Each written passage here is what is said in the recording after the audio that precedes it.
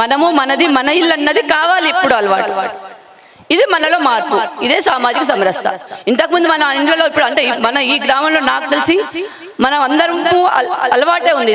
కొత్తగా మీకు చెప్పాల్సింది ఏం లేదు, ఎందుకంటే అందరూ సామాజిక సమరసత పాటిస్తున్న వాళ్ళే ఉన్నారు. ఎందుకంటే నేను చూస్తాను వచ్చినప్పటి నుండి గమనిస్తూ ఉంటే. కాబట్టి ఎట్లుంటుంది సామాజిక సమరసత అంటే, మన ఇంటికి వచ్చే పాలు పోసేవాడి దగ్గర నుంచి మొదలు పెడితే, పాలు పోసే అవ్వ అని పిలుస్తాము, ఇంటి ముందు చెప్పులు కుట్టేవాడిని తాత అని పిలుస్తాము, ఇంటి వెనకాలన్న తాతని తాత ప్రతి ఒక్కరిని వరుసలు పెట్టి పిలవడం మనకు అలవాటు. మనం అదే నేర్పిస్తాం మన పిల్లలకి.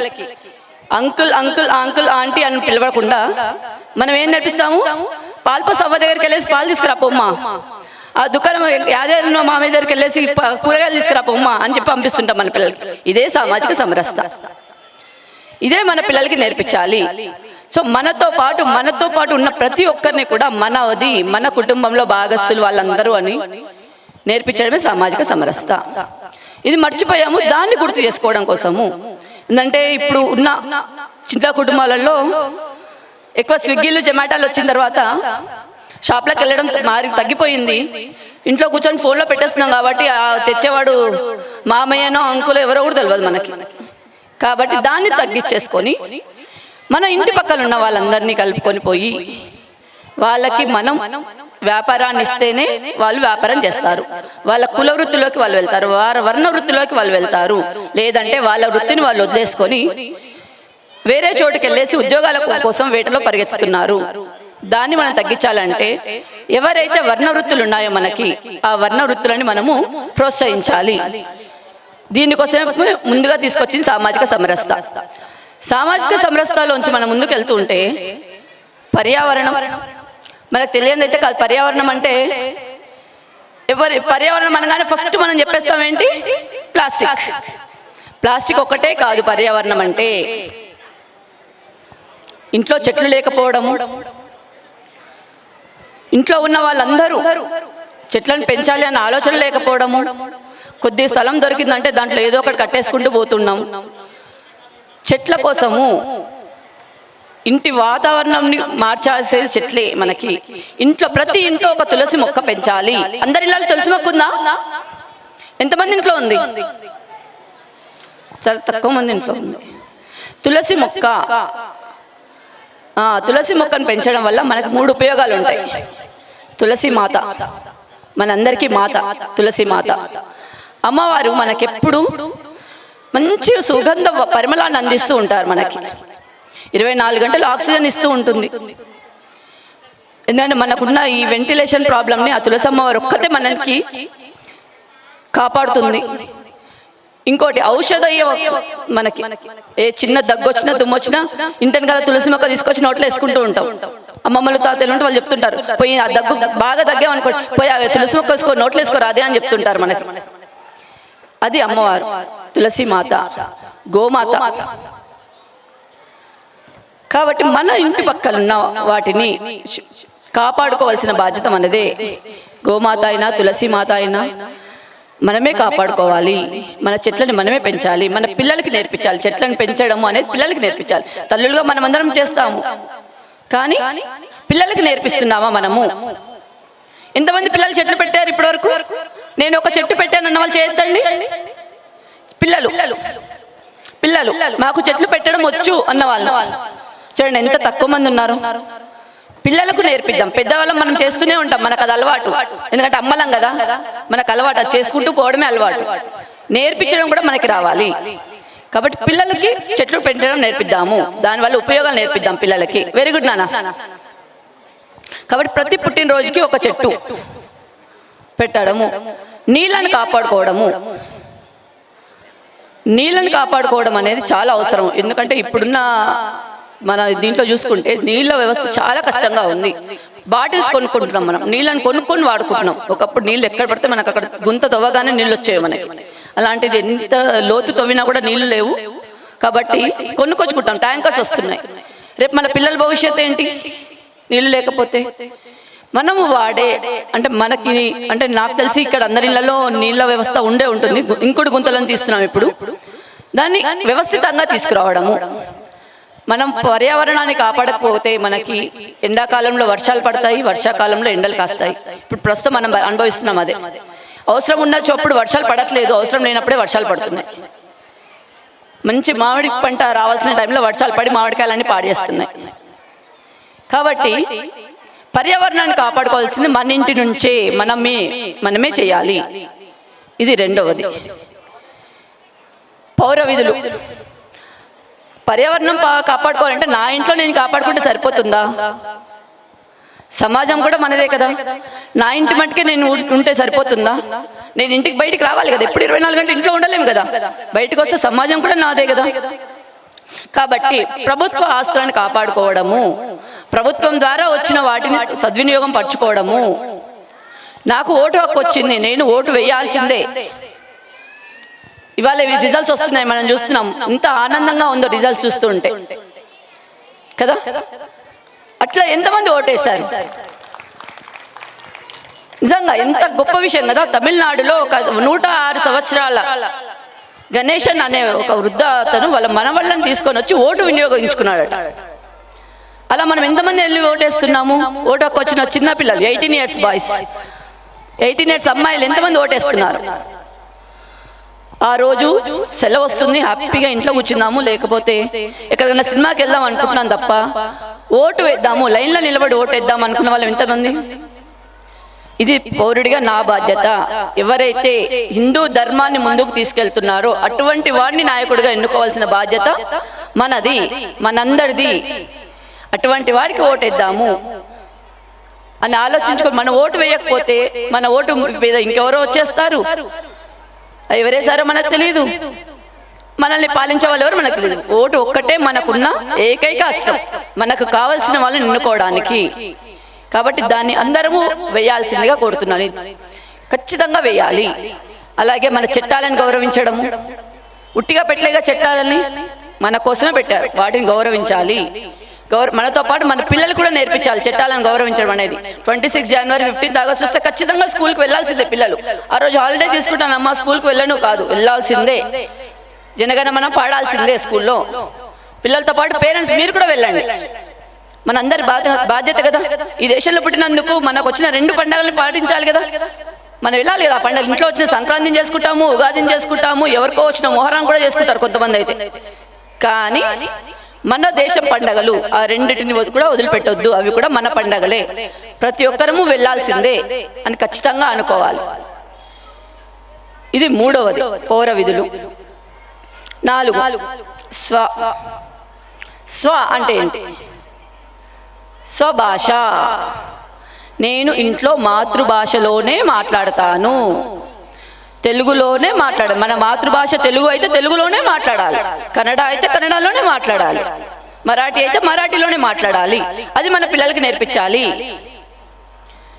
స్కూల్లో ఎట్లాగూ రుబ్బుతారు టీచర్లు, వద్దన్నా వినకుండా. సారీ టీచర్స్ ఏమని అనుకోవద్దు, ఖచ్చితంగా ఇంగ్లీష్లోనే మాట్లాడమని చెప్తారు వాళ్ళు. కానీ చదువు ఓన్లీ నాలెడ్జ్ కోసమే, అదే లైఫ్ కాదు, అదే జీవితం కాదు. మన మాతృభాషను గౌరవించాలి. మన మాతృభాషను మనం గౌరవించకపోతే పక్క దేశం వాళ్ళు వచ్చి మన మాతృభాషను కూడా దొబ్బేసుకొని వెళ్ళిపోతాడు. కాబట్టి మన మాతృభాషని మనమే గౌరవించాలి, తెలుగులోనే మాట్లాడాలి. మేము లక్షలు పోసి ఫీజు కడుతున్నాము. చిన్నపిల్లడు స్కూల్కి వెళ్తుంటే కింద పడిపోయాడట. పడిపోతే వాళ్ళమ్మ చూసిందట, పరిగెత్తుకుంటూ వచ్చిందట. వచ్చి టపటపా కొట్టడం మొదలెట్టిందట. ఎందుకు కొడుతున్నావు అమ్మా అంటే, లక్షలు పోసి చదివిపిస్తుంటే అమ్మ అని ఏడుస్తున్నాడు, మమ్మీ అని ఏడవకుండా అని కొట్టిందట. అలా ఉంటుంది ఇప్పుడు. కాబట్టి మనము పిల్లలకి నేర్పించాలి స్వభాష, స్వభూష. మన హిందూ సంప్రదాయం ప్రకారమే రెడీ అవ్వడము. వెస్టర్నైజేషన్ అవసరమే, కానీ ఎంతవరకు అవసరము? హద్దులు మీరిపోతున్నాము ఇప్పుడు వెస్టర్నైజేషన్ దానిలోకి వెళ్ళిపోయి. అసలు ఏం వేసుకుంటున్నామో కూడా ఒంటి మీద సోయి లేకుండా వేసుకుంటున్నారు ఫ్యాషన్ పేరుతో. మనం ఎక్కడ ఉన్నాము? చెవులకు ఇయర్ రింగ్స్ మ్యాచ్ అవ్వకపోయినా ఆలోచిస్తాము, మెల్లో గొలుసు లేకపోయినా ఆలోచిస్తాము, మ్యాచ్ అయిందా లేదా చూస్తున్నాం. కానీ నేను ఏ ఇంట్లో పుట్టాను అని ఆలోచిస్తున్నారా ఎప్పుడైనా? నా వంశం ఎట్లాంటిది, నేను ఎటువంటి ఇంట్లో పుట్టాను, ఆ ఇంటికి సంబంధించిన అవతరణలో వెళ్తున్నాను బయటికి. నా గౌరవాన్ని కాపాడుతున్నాను, నా వంశ గౌరవాన్ని అని ఒక్కసారి ఆలోచిస్తే ఇటువంటి తప్పులు చెయ్యం మనం. ఎందుకంటే ప్రపంచమంతా మంచోళ్ళు ఉండరు, అలాంటి చెడ్డోళ్ళు కూడా ఉండరు. వాళ్ళని తయారు చేసేది తల్లులుగా మనమే. పిల్లలు ఎవరు చెడ్డోళ్ళు కాదు, అట్లా అందరూ మంచోళ్ళు కాదు. కాబట్టి మనం వాళ్ళు చూసే దృష్టి మంచిగా ఉండాలి అంటే మనం మంచిగా ఉండాలి. పిల్లలకి ఒక్కటి నేర్పించాల్సి ముందుగా, ప్రతి తల్లి కూడా పిల్లలకు ఒక మంచి ఫ్రెండ్ అవ్వాలి. ఏ సమస్య వచ్చినా నాకు అమ్మ ఉంది వెనకాల అన్న ధైర్యం అమ్మాయిలకి తల్లులు ఇవ్వండి, అబ్బాయిలకు తండ్రులు ఇవ్వాలి. మన వంశం మనకుంది చరిత్రలోనే 4-5 సంవత్సరాల వరకు రాజకుమారులాగా పెంచాలి పిల్లల్ని. 16 ఏళ్ల వరకు దండించి పెంచాలి. అంటే మనకి ఇంతకు ముందు గురుకులాలు ఉండేవి, వాళ్ళకి పంపించేవాళ్ళు. అంటే గురువు గారు ఏం చెప్తే అది కింద పడుకోమంటే పడుకునే వాళ్ళు, కట్టెలు కొట్టుకురమంటే కట్టుకొచ్చేవాళ్ళు. అంత ఏ రాజకుమారుడైనా సరే మన ఇంట్లో పనిచేసే వాళ్ళ అబ్బాయిలైనా సరే గురుకులాలకు వెళ్ళి చదువుకునే వాళ్ళు. కఠినమైన విద్య ఉండేది వాళ్ళకి. 16 ఏళ్ళు దాటిన పిల్లల్ని స్నేహితుల్లాగా పెంచాలి, ఒక మంచి స్నేహితులు అవ్వాలి. మనతో పాటు మన ఇంట్లో ఉన్న వస్తువులే ఉన్నాయి, మనం స్వదేశీనే ప్రోత్సహిస్తున్నామా? స్వదేశీ మన దేశంలో మనము దొరకని వస్తువు అంటూ దొరకలేదు. మన దేశంలో పండించినవి, మన దేశంలో దొరికే వస్తువులను చూస్తే బయట అందరూ ఆశ్చర్యపోతారు, ఇంతగానో ఉందా వీళ్ళకి అని చెప్పేసి. కాబట్టి మన దేశంలో ఉత్పత్తి అవుతున్న వస్తువులనే వాడుతున్నామా? కోల్గేట్ పేస్ట్, ఎంతమంది ఇళ్ళలో ఉంది కోల్గేట్ పేస్ట్? అందరూ కోల్గేటే వాడతాం. మన దేశంలో ధైర్యం ఉందిగా, మిస్వాక్ ఉంది, పతంజలి ఉంది, డాబర్ ఉంది. మన దేశ ఉత్పత్తులను వాడదాం. ఎందుకంటే బయట దేశంలో ఉత్పత్తి అయిన ఉన్న వాటిని వాడితే వాళ్ళకు వచ్చే ఇన్కమ్ అంతా బయటికి వెళ్ళిపోతుంది, మన దేశానికి ఏమీ మిగలదు. మనం ఇంతకుముందు హాయిగా బొగ్గుతో తోడుకునే వాళ్ళము, వేప పుల్లతో తోడుకునే వాళ్ళము. ఇవన్నీ ఇప్పుడు మనం అమెజాన్లో కాల్గేట్లో మీ ఇంట్లో ఉప్పు, నీ పేస్ట్లో ఉప్పు ఉందా అని ఉరికొస్తాడు ఒకడు అడ్వర్టైజ్మెంట్లు, నీ దాంట్లో బొగ్గు ఉందా అని వస్తాయి. అవన్నీ మన ఇంటి పెరటాల్లో దొరికేవేగా, వాటి కోసం అమెజాన్లో కొనుక్కుంటున్నాం ఇప్పుడు వేప పుల్లల కోసం. అలా కాకుండా మన దేశంలో ఉత్పత్తి అయ్యే వస్తువులని కొనడము, మన దేశాన్ని వృద్ధిలో మన వంతు భాగస్వామ్యం అవ్వడము. ఇవన్నీ ఉండాలంటే మనం ఏం చేయాలి? మనకేముండాలి? ఏముండాలి? ఇప్పుడు 4 చెప్పాను నేను. పర్యావరణం పాటించాలి, సామాజిక సమరసత ఉండాలి, పౌర విధులు ఉండాలి, ఉండాలి. ఇన్ని ఉండాలి అంటే మనకేముండాలి? కుటుంబము. ఇవన్నీ ఎక్కడ పాటిస్తాం మనం? 5వది కుటుంబము, కుటుంబ ప్రబోధన్. కుటుంబం లేకపోతే ఇవన్నీ ఏం లాభం? మనకేం లాభం లేదు కదా. ఇవన్నీ పాటించాల్సింది కుటుంబంలోనే. ఇలాగే మనకి స్వాతంత్రం రాకముందు 100 సంవత్సరాల కన్నా ముందు స్వాతంత్ర సంగ్రామం కోసము నిధి సేకరణ కోసము ఇట్లా చిన్న చిన్న ఊర్లలోకి వెళ్ళేసి సభలు నిర్వహించేవాళ్ళు. దేశ నాయకులందరూ నిర్వహిస్తున్న సభలో వాళ్ళు చెప్తున్నారు, మన దేశం గురించి వాటి గురించి చెప్తున్నారు. ఒక మహిళకు ఒక చిన్న అనుమానం వచ్చింది. ఆమె లేచి అడిగింది వేదిక పైన ఉన్న వాళ్ళని, ఈ దేశంలో పుట్టిన మహిళలు ఎవరిని ఆదర్శంగా తీసుకోవాలి?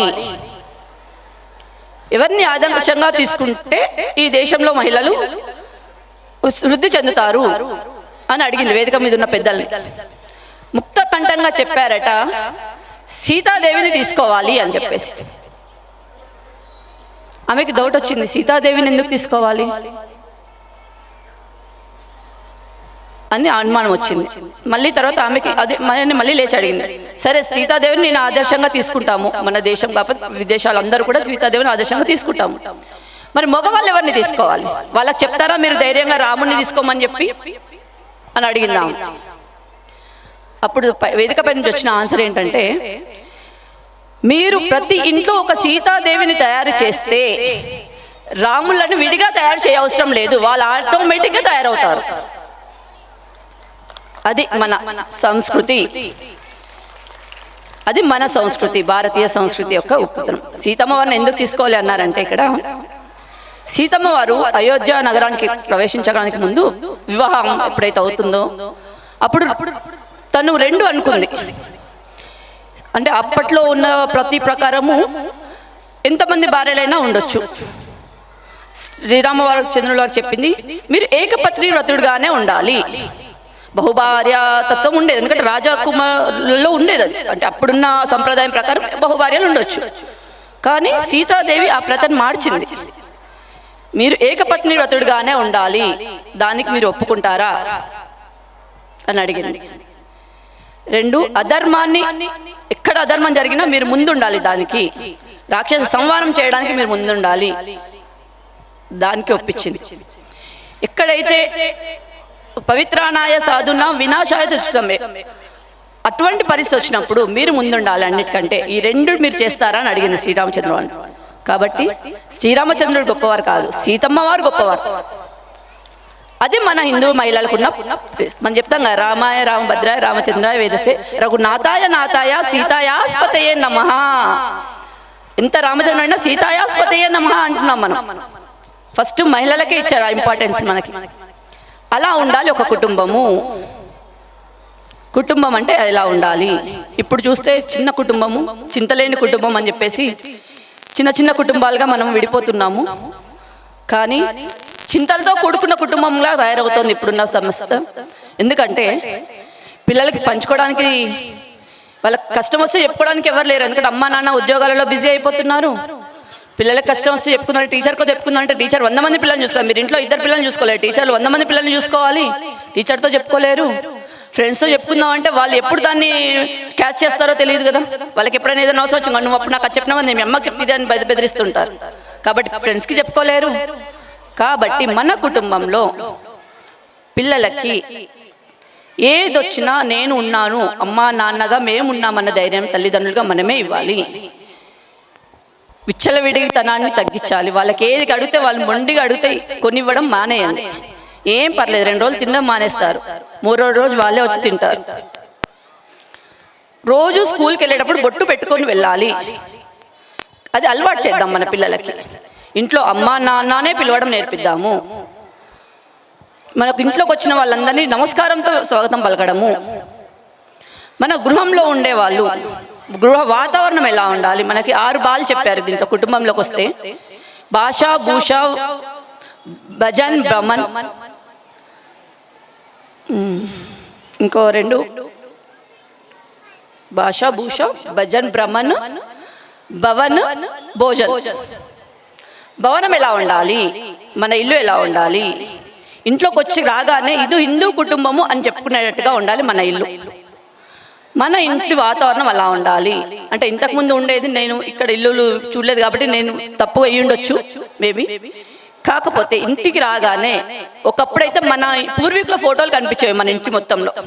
పెద్దవాళ్ళ ఫోటోలు ఫ్రేమ్ కట్టించి ఒక సైడ్, ఒక గోడంతా పెద్దవాళ్ళ ఫోటోలు, ఒక గోడంతా దేశ నాయకుల ఫోటోలు, ఒక గోడంతా దేవుళ్ళ ఫోటోలు పెట్టుకుంటాం మనం. అలా ఉన్న గోడలకి ఖచ్చితంగా పెట్టుకునే వాళ్ళం. అంటే నేను చూశాను, మా ఇంట్లో అట్లా ఉండేది. కానీ ఇప్పుడు మేకులు కొట్టొద్దు, పెడితే గుర్రాల ఫోటోలు పెట్టాలి, లేకపోతే చెట్ల ఫోటోలు, పిచ్చి పిచ్చి ఆటలు వేస్తుంటాయి కదా, ఆటల ఫోటోలు పెట్టాలి తప్ప దేవతల ఫోటోలు పెట్టడమే మానేసాము. దేవుళ్ళ ఫోటోలు ఒక చిన్న గూడు పెట్టేసి ఆ దేవుళ్ళ ఫోటోలు ఆ గూట్లో పెట్టేస్తున్నాము, అయిపోతుంది. పెద్ద వాళ్ళ ఫోటోలు పెట్టడమే లేదు అసలు నిజంగా చెప్పాలంటే. మన పిల్లలకి ఎలా తెలుస్తుంది వాళ్ళు ఎవరు అనేది? మన తాతలు ముత్తాతలు ఎవరని వాళ్ళకి ఎలా తెలుస్తుంది? అమ్మా నాన్న తెలిస్తే సరిపోదు కదా. మన ఇంట్లో ఏ శుభకార్యాలైనా అశుభకార్యాలైనా 3 తరాల పేర్లు అడుగుతారు. అది మన సంస్కృతిలో ఉంది. అది పిల్లలకి ఎప్పుడు తెలుస్తుంది? అవి వాళ్ళు ఎవరు ఎలా చెప్తారు వాళ్ళు? అది మనం నేర్పించాలి. మన వంశం ఏంటి, మన వంశం యొక్క గొప్పతనం ఏంటి పిల్లలకి చెప్పాలి. నేను ఇంటి పేరు చెప్పడానికి కూడా మొహమాట పడుతున్న రోజులు ఇప్పుడు. పిల్లలకి ఇంటి పేరు ఏంటో కూడా తెలియదు, వాళ్ళ పేరు ఒకటే తెలుస్తుంది. కాబట్టి మన ఇంటి పేరు యొక్క విశిష్టత ఏంటి? ఎందుకంటే మనకు ఋషులు ఉంటారు, వాళ్ళ పిల్లలకు చెప్పాలి. మన ఇంటి పేరు ఉట్టిగా వచ్చింది కాదు, ఎంతో చరిత్ర ఉంటుంది మన ఇంటి పేరుకి. అది మన పిల్లలకి మనమే చెప్పాలి. కలిసి భోజనం చేయడము, కనీసము వారానికి 1 రోజైనా అందరము కలిసి భోజనం చేయడము. భోజనం చేసేటప్పుడే తల్లికి తెలుస్తుందట పిల్లవాడు ఎలా తింటున్నాడు అన్న దాన్ని బట్టే పిల్లవాడు కరెక్ట్గా ఉన్నాడా లేదా తెలిసిపోతుంది. తప్పు చేసి వస్తే పిల్లలు కలిపే అన్నం ముద్దలోనే తెలిసిపోతుంది, వాళ్ళ చేతిలోనే తెలిసిపోతుంది వాడు తప్పు చేసి వచ్చాడు, ఈరోజు ఏదో చేయరాని పని చేసి వచ్చాడు అని తెలుస్తుంది మనకి. కాబట్టి మనమే గమనించాలి పిల్లల్ని. ఎందుకంటే ఎక్కువ బాధ్యత తల్లుల మీదే ఉంటుంది ఈ విషయంలో. ఎందుకంటే పిల్లవాడు ఏ తప్పు చేసినా ఫస్ట్ తల్లినే అంటారు, కానీ అంతే బాధ్యత తండ్రులది కూడా అండి. తల్లి ఒక్కటే కాదు, తండ్రులది కూడా బాధ్యత ఉంటుంది. మీరు నేర్పించాలి పిల్లలకి మన ఇంటి పరిస్థితి ఏంటి, మనం ఎంత సంపాదిస్తున్నాము, దాంట్లో ఎంత ఖర్చు పెడుతున్నాము, ఏ రూపంలో మనం కష్టపడితే వస్తుంది. పిల్లలు అనుకుంటారు మా అమ్మ మా నాన్న పొద్దున్నే హ్యాపీగా ఏసీ రూమ్లలో ఉద్యోగాలు చేసి వస్తారు, వచ్చి మన మీద ఆచికా కన్నా మనమే చూపిస్తుంటారు అని ఫీల్ అవుతుంటారు పిల్లలందరూ. మేమే పొద్దున్న 8 పోయి సాయంత్రం 5 వరకు స్కూల్లో కూర్చొని చదువుకొని వస్తే ఇంటికి రాగానే వీళ్ళు తిడుతుంటే పడుతూ ఉండాలనుకుంటారు. కాదు, మనం ఎంత కష్టపడుతున్నాం అన్నది పిల్లలకు చెప్పాలి. మీరు ఉద్యోగ స్థలంలో ఎంత ఇబ్బంది పడుతున్నారు, ఉద్యోగం చేస్తున్నారు అనేది తెలియాలండి. పిల్లలకి తెలియకపోతే వాళ్ళు అనుకుంటారు వీళ్ళు ఎంజాయ్ చేస్తారు, మమ్మల్ని కష్టపడుతున్నారు. ఎందుకంటే చదువుకున్న వయసులో అందరూ అనుకునే విషయమే అది. కాబట్టి మనం నేర్పించాలి పిల్లలకి. కలిసి దేవాలయాలకు వెళ్ళడము, కలిసి మన చుట్టుపక్కల ఉన్న దేవాలయాలకు పిల్లల్ని తీసుకెళ్ళి వాళ్ళతో భజనలు చేయించడము, రామ సంకీర్తనలు చేయించడము అవసరం. ఎందుకంటే మనం ఒక్కరం చేసుకుంటే దాని యొక్క పవర్ కన్నా కలిసి సామూహికంగా చేసిన దాని పవర్ ఎక్కువ ఉంటుంది. పిల్లలకి అది నేర్పించాలి, మనమే నేర్పించాలి. వాళ్ళు లేకపోతే వాళ్ళకి రారు. ఎందుకంటే గుడి అనగానే నువ్వు పోమ్మా అంటారు. ఈ మధ్య కొంచెం ఓన్లీ గుడి అనేది ఎప్పుడు గుర్తుకొస్తుందంటే మనకి ఎగ్జామ్స్ రిజల్ట్స్ రోజు, ఏదైనా తప్పు చేసిన రోజు గుడి గుర్తుకొస్తుంది. కాబట్టి అలా కాకుండా ప్రతి వారం, ఎందుకంటే వేరే వాళ్ళని చూస్తే శుక్రవారాలు వాళ్ళు వెళ్ళడం మానేయరే, ఆదివారాలు ఎవరైనా మానేస్తున్నారా? ఎవరు మానేయరు, వాళ్ళు ఖచ్చితంగా పాటిస్తారు. ఏదైనా తప్పు జరిగిందంటే మన మీద చూపిస్తున్నారు, మీరు నేర్పిస్తున్నారు మీ పిల్లలకి అంటున్నారు. మన ఈ మధ్య రీసెంట్గా చూసాం కదా కేరళ స్టోరీస్, వాళ్ళు చెప్తున్నారు కదా, క్లియర్గా చెప్తున్నారు మీరు ఏమైనా నేర్పిస్తున్నారా మీ పిల్లలకి అంటున్నారు. మనదే తప్పు అంటున్నారు వాళ్ళు. మనం ఎప్పుడు తప్పు చెయ్యము, మనకు తెలుసు అది. కానీ మనకున్న బిజీ లైఫ్లో వాటిని చెప్పలేకపోతున్నాము. కానీ ఇప్పటి నుంచి మొదలు పెడదాము. ఈ 6 మన పిల్లలకి నేర్పించాలి. ఈ 6 ఈ దేశానికి మళ్ళీ అవసరము, మర్చిపోయినవి మళ్ళీ గుర్తు చేయాలి అన్న ఉద్దేశంతో రాష్ట్రీయ స్వయం సేవక్ సంఘ్ ఈ 5 పంచ పరివర్తనాలని మన ముందుకు తీసుకొచ్చిందండి. వీటన్నిటినీ మనం ఇక్కడ నుంచి ఇంటికి వెళ్ళినాక వీటన్నిటినీ ఒకసారి ఆలోచిద్దాం, ఎలా మార్చుకుందాము. ఇంకొక ముఖ్య విషయం అండి, పిల్లలకి ఫోన్స్ ఇచ్చే తల్లులు కానీ తండ్రులు కానీ వాళ్ళ పిల్లల ఫోన్ ఐడీలు మీరు తెలుసుకొని ఉండాలి ఖచ్చితంగా. ఇప్పుడున్న జనరేషన్కి password, phone pin code, email password ప్రతి ఒక్క పిల్లల దగ్గర ఉండాలండి. అప్పుడు పిల్లలు ఎవరు తప్పు చేయరు, తప్పు చేయడానికి భయపడతారు. ఎందుకంటే ఇన్స్టాగ్రామ్లు, యూట్యూబ్లు ఇవి వచ్చిన తర్వాత పిల్లల్ని మనం కంట్రోల్లో లేకుండా తయారవుతున్నారు. పిల్లలు ఖచ్చితంగా తెలుసుకొని ఉండాలి వాళ్ళ ఇన్స్టాగ్రామ్ ఐడి అయితే పాస్వర్డ్ అయితే ఏంటి, ఫేస్బుక్ పాస్వర్డ్ అయితే ఏంటి, సోషల్ మీడియాలో పిల్లలు ఎంతవరకు ఉన్నారు. మీ పిల్లల ఫేస్బుక్లలో మీరు ఎంతమంది ఫ్రెండ్షిప్ రిక్వెస్ట్లో ఉన్నారు, ఫ్రెండ్షిప్లో ఉన్నారు. మీ పిల్లల ఫేస్బుక్ ఐడిలో మేము కూడా ఒక ఫ్రెండ్ని నేను అన్న వాళ్ళు ఎంతమంది ఉన్నారు? ఎవ్వరూ లేరు. ఇది మన పరిస్థితి. ఎందుకంటే ఇక్కడ ఉన్న ప్రతి ఒక్క పిల్లలకి ఫేస్బుక్ ఉంది. ఎంతమందికి ఉంది ఫేస్బుక్? మొహమాటం లేకుండా ఎత్తండి, ఏం కాదులే, ఏమన్నారు మీ అమ్మ వాళ్ళు? ఎవరు చెప్పరు ఇప్పుడు ఖచ్చితంగా. ఎందుకంటే నాన్న ఇప్పుడున్న సమాజం మన హిందువుల మీదనే పడుతున్నారు ప్రతి ఒక్కరు. మన కుటుంబం తప్పు అని చూపించడానికి ఎన్నో శక్తులు ప్రయత్నం చేస్తున్నాయి.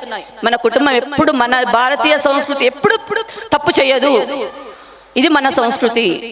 మనం ఎప్పుడు ఉన్నత స్థితిలోనే ఉన్నాము. అది మనం చేసే చిన్న పొరపాటుని వేరే వాళ్ళు ఎత్తి చూపిస్తున్నారు. మన సంస్కృతి చాలా గొప్పది. దాన్ని మన ఇంటి నుంచి మనం మొదలు పెట్టకపోతే మనం చాలా ఇబ్బంది. ఇప్పుడు చూస్తున్నాం ఎంతమంది పిల్లలు సూట్ కేసులో దొరుకుతున్నారు, ఫ్రిడ్జ్లలో దొరుకుతున్నారు, చెరువు గట్లలో దొరుకుతున్నారు. అది జరగద్దు అంటే మన పిల్లల్ని మనమే కాపాడుకోవాలి. ఈ 5 పరివర్తనాలని మనం పాటిస్తామని కోరుతూ ముగిస్తున్నాం. ధన్యవాదాలు అక్క. మరొక్కసారి చప్పట్లతో అక్కకి థ్యాంక్స్ ఇద్దాం.